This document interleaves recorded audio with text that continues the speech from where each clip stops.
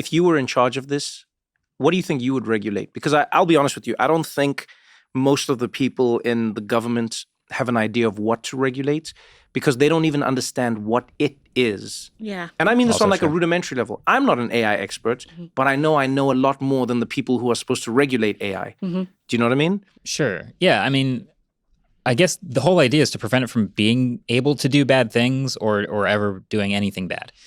And up until this point, a lot of the regulation has been in the hands of those making it. Like I'll just use my recent example. I made a video about Sora, which is OpenAI's video generation tool. Yeah. And they self-impose their own limits of like, this will not represent people's likenesses. This will not generate anything with, violent acts. It won't do anything with minors. And I think a lot of those very basic, obvious regulations, which is like, okay, this should not be used to harm people. It should not be used to deliberately misinform people. Some version of that is what we're all after. I don't know. Again, I'm not a politician. I don't know how that ends up becoming a law, but we're all after that. We just want it to be safe and not hurt people, but all preserve all the upside of being super useful, super convenient, artificial intelligence. I mean, you experienced this head on, by the way. Like, Marquez, you found out that AI models, they were basically, stealing your content, taking your content without your permission, using your work to train themselves. Like, what exactly happened there? How did you discover this? Yeah. Okay. So on a basic level, these models, in order to be as intelligent as possible, need to know as much as possible. So the company is making them in this race to make them as good as possible. They are trying to train them on as much data as they can possibly get their hands on.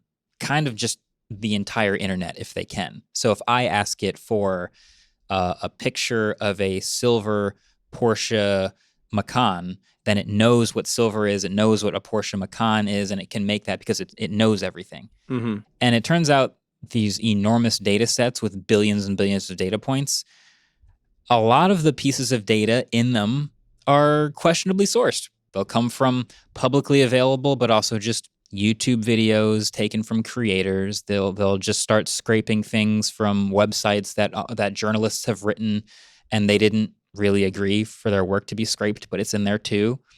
So I've come across several data sets that have been used to train these models that include hundreds of my videos.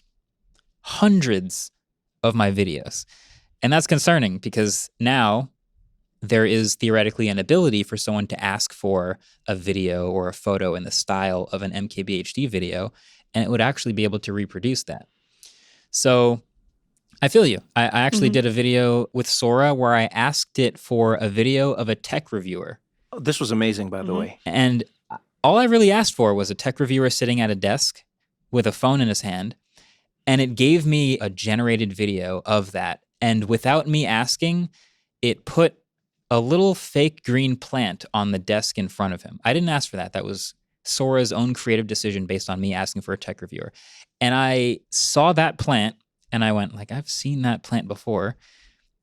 Because that plant has been in many of my videos and many other tech reviewers' videos.